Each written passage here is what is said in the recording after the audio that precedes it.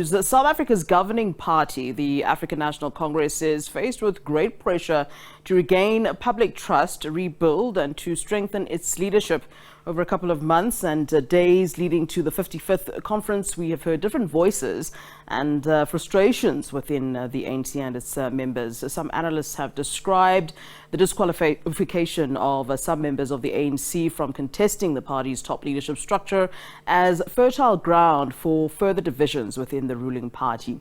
The Electoral Committee has so far barred former ANC Women's League President Bathabile Dlamini and former party Chief Whip Tony Yengeni from running as additional members of the NEC. The party says the decision is in line with a committee rule that says that those found guilty of serious crimes for which the prison sentence has been more than 6 months are ineligible to stand.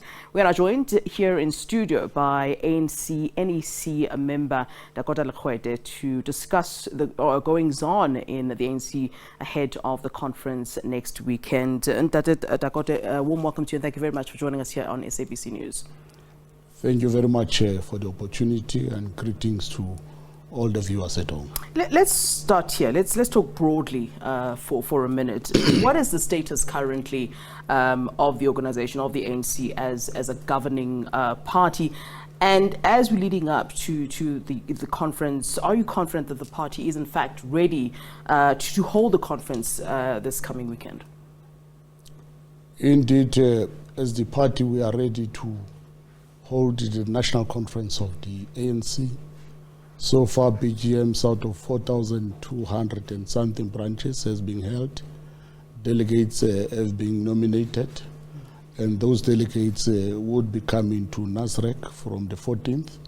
Registration is starting, and then from the 16th, the conference will be starting officially. So all the logistics are done.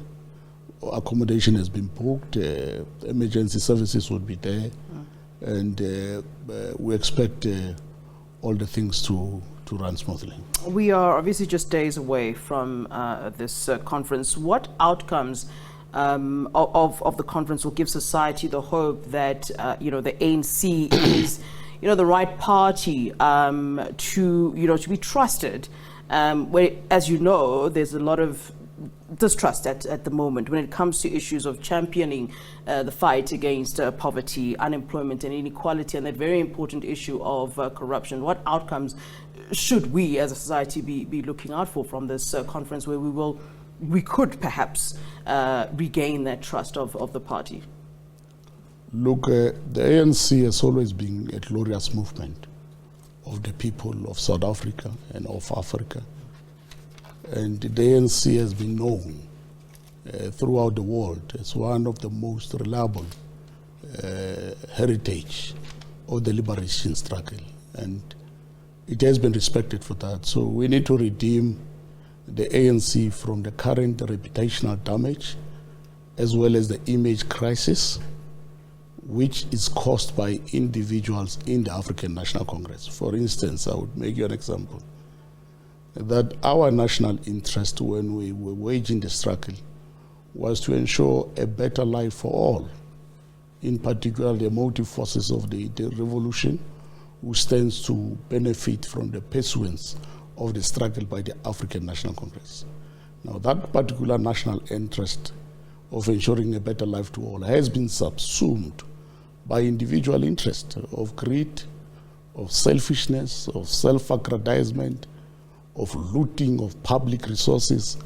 And it can be said that that particular movement is the African National Congress, because now we are suffering image crisis as a result of individuals and their doings, and some of them as a result of their recklessness, because they occupy positions, they are deployed by the ANC.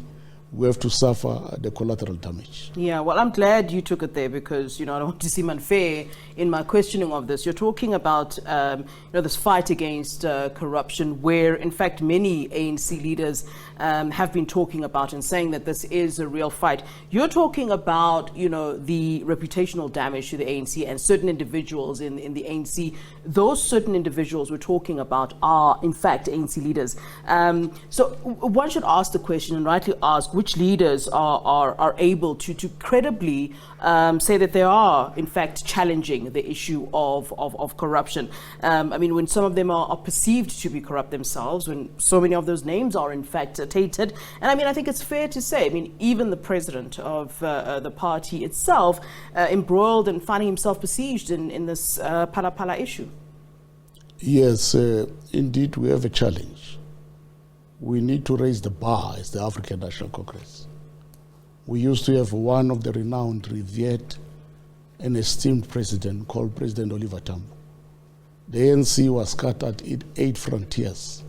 But once the President Oliver Tambo said something, all of us, including those who were inside the country, understood. For instance, when he said, make apartheid a government unworkable and render it useless, people could listen to him even when he was not inside the country, when he was in exile, because there was that trust, mutuality, relations, including the fact that he was leading with integrity.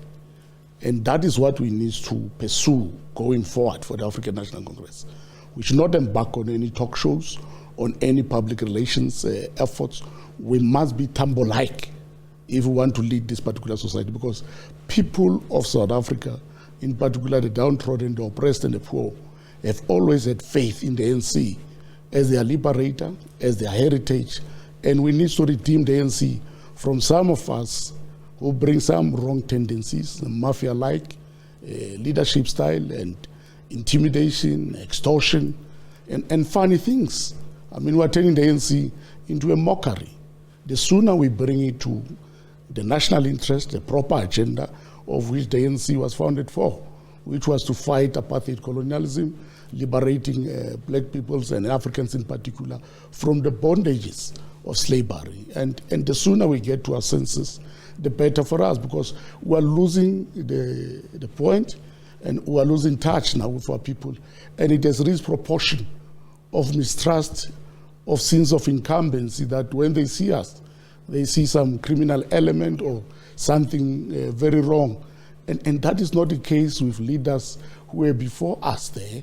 You can talk of Nelson Mandela, Oliver Tambo, Mama Ruth, Mompati, Mama Betha Chowa, Malume Moses Kotane, all of those leaders under severe and harsh government, they could be trusted by our people. But today we have an opportunity to lead the nation. We have the heritage, which is an instrument of liberation in the hands of our people. We are making some jokes, we are bringing some mediocrity, and it's some of the things we need to deal with if we are to focus, because that's why I said we have relegated the national interest into personal interest. We get into position for our own self-enrichment. We forget that there are masses of people who stands to benefit from the ANC as a government of the day. And we're losing the plot in some instances. You can see with some of our municipalities. You can see now, when we go to the national conference, some of the things we need to deal with, it includes the fact that we must not reduce our freedom and reduce beneficiation of motive forces of the revolution only to RDP houses, only to beneficiaries of social grants or some school nutrition program. Yeah. We need to talk to the ownership of the economy. We need to talk to the ownership of the land. We need to talk to the value chain. We need to talk to ownership. I can make you an example. We have an opportunity now through the cannabis to turn the situation around in the Eastern Cape, in particular in the Pondo land. You have more than 900,000 mummies and women who have been dealing illegally with cannabis. 900,000 of them. I don't understand why our government is dilly-dallying. Why can't we license them, form them into a cooperative, establish proper government support for them, either through PIC or any other source of funding, link them with proper deals, off-take agreements, either in European Union or in the Americas, in Canada. I mean, we saw with Lesotho and other countries, cannabis can bring you an off-take agreement of more than $12.5 billion US dollars. Yeah. What it means is that you will create over 1 million millionaires with one deal. And if those 1 million millionaires, 10 people are dependent on them, you will take over 10 million people out of social grants. That's all the things we need to look at. We need to look at the possibility of turning a taxi industry into lucrative industry, which will be owned by the taxi operators. You started your sentence by saying that the ANC needs to raise the bar, and some would argue, how do you raise the bar when it's really in the gutter at this time? There seems to be double standards even in your own implementation of your own policies, and it seems that there's certain ways to deal with certain leaders and certain ways to deal with other leaders, and I think it's important that I make a clear example. We're seeing, for example, where the president, the incumbent, has certain challenges, and there hasn't really been talk from the party as to the way forward or whether or not he should resign. Whereas we've seen situations where, and I'm going to focus on the two candidates for president, where, for example, Dr. Zweli Mkhize, after the SIU found negatively against him, resigned and fought it in court. It seems as though there's different ways in which you deal with different people within your own party. So if you can't have your own structures sorted out the way they should be, how then can we speak of outside? How the South African public are then treated if you're struggling even within your own structures? Oh, look, that's why I earlier said that when a national interest is subsumed by a personal interest, and some of us gang up to defend the personal interest, we lose the plot. And that's the challenge that we're in. That's why I was open to say that we are suffering a reputational damage and an image crisis because of some of our inconsistencies when we deal with the application of the rule and the laws, the selective morality in that particular effect. And it undermines our reputation and standing in society. That with this one you did this thing, with this one you are doing something else. Right. But the offense is the same.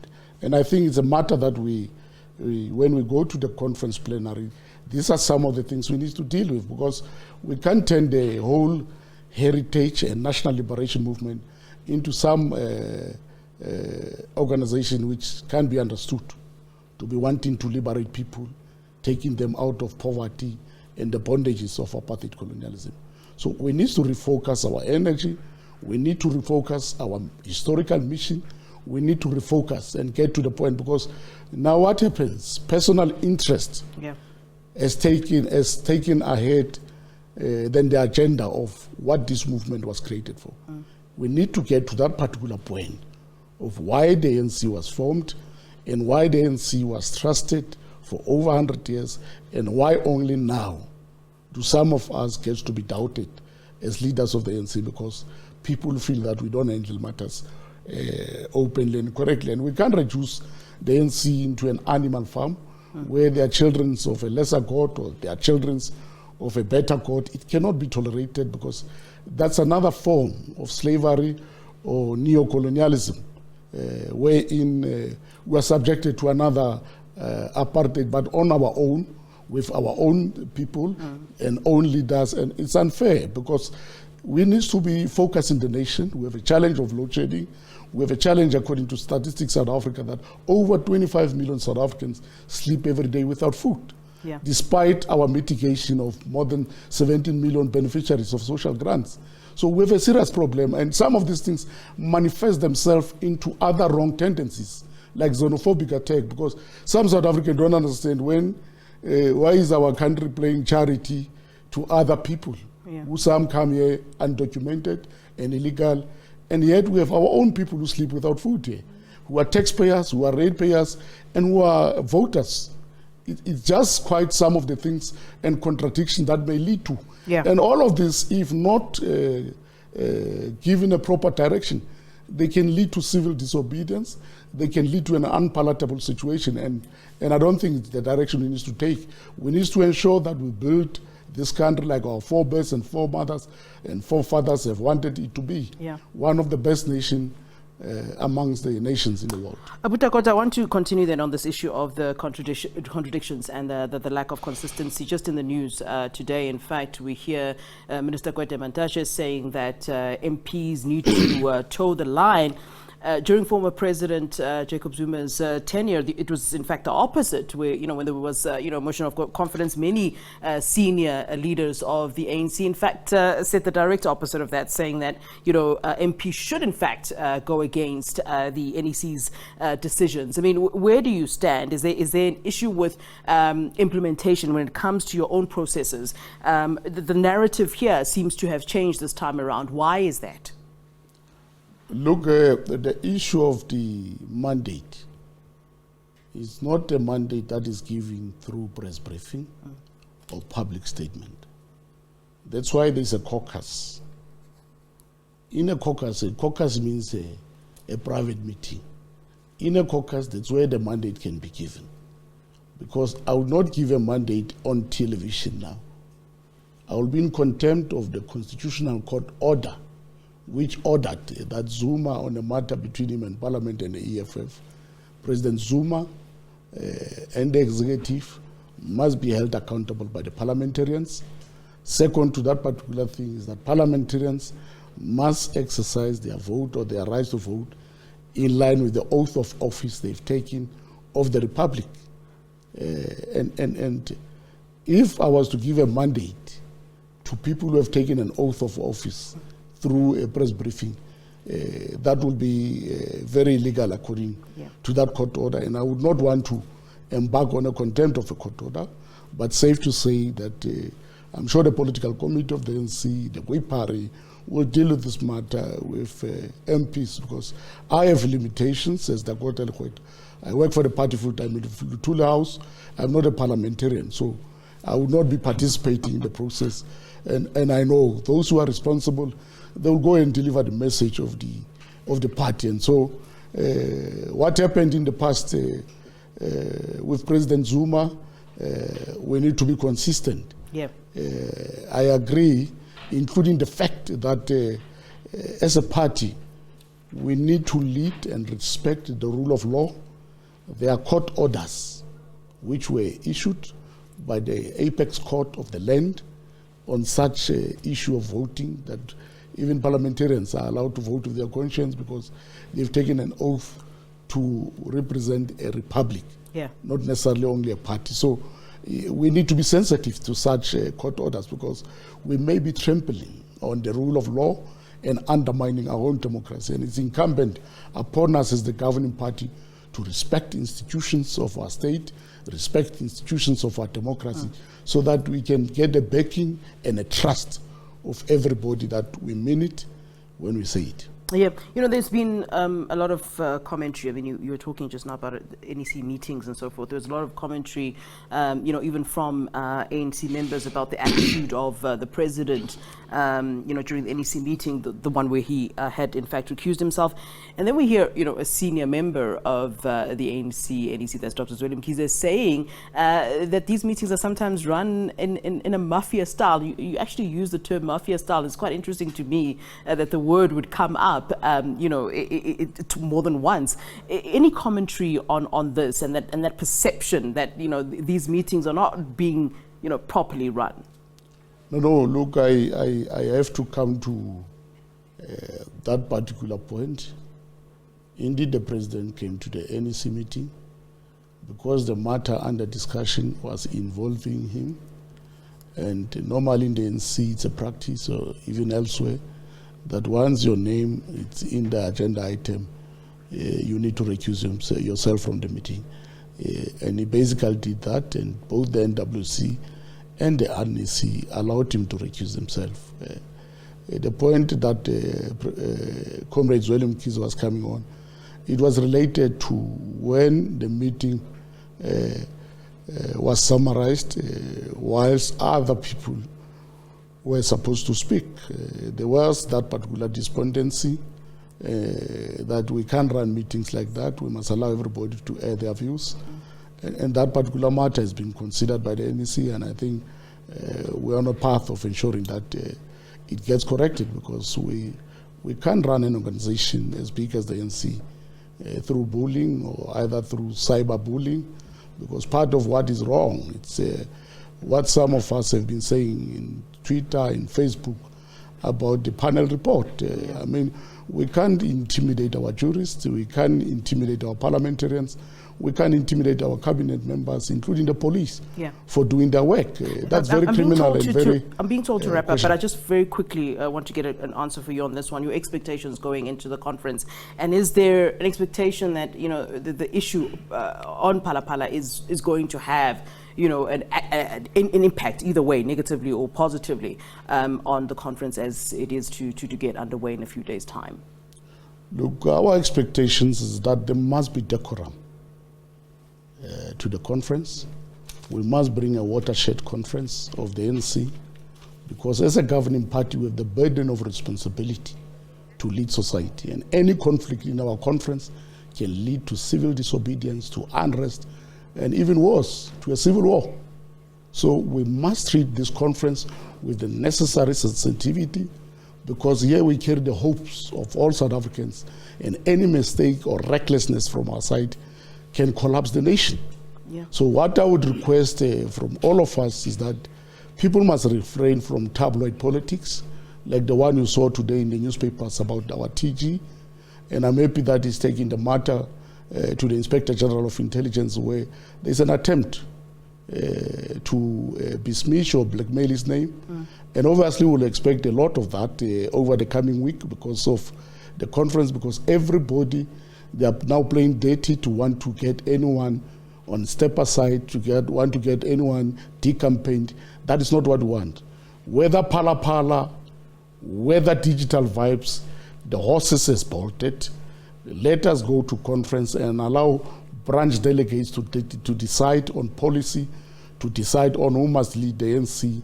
And those who take the responsibility of leadership now, can they be serious about what Tambo sacrificed, about what Moses Kotane sacrificed, about what Mama Bathabile sacrificed, about what Mama Winnie Mandela sacrificed? Because we are making a mockery of a revolution that was pursued and lives were lost. And some of us, because of we have subsumed the national interest into a personal interest, we think we can play mafia with a cause that is supposed to take our people out of poverty. So that's what we're begging leaders and delegates, including the media. Stop the story of war, fight, blood in your headlines. We don't want those things, because they are agitating people, and it will be for a wrong interest, because we don't want an implosion. We want a conference to be a watershed one. 25 million South Africans live without food. 40% of our young people are without jobs. Their future looks very bleak. Our children, we are not sure where are they going to work when they become adults. There's no hope in terms of job creation. Right. We need to refocus the nation. We need to get into the proper agenda. We are begging everybody in the leadership of the ANC. We are begging our branches.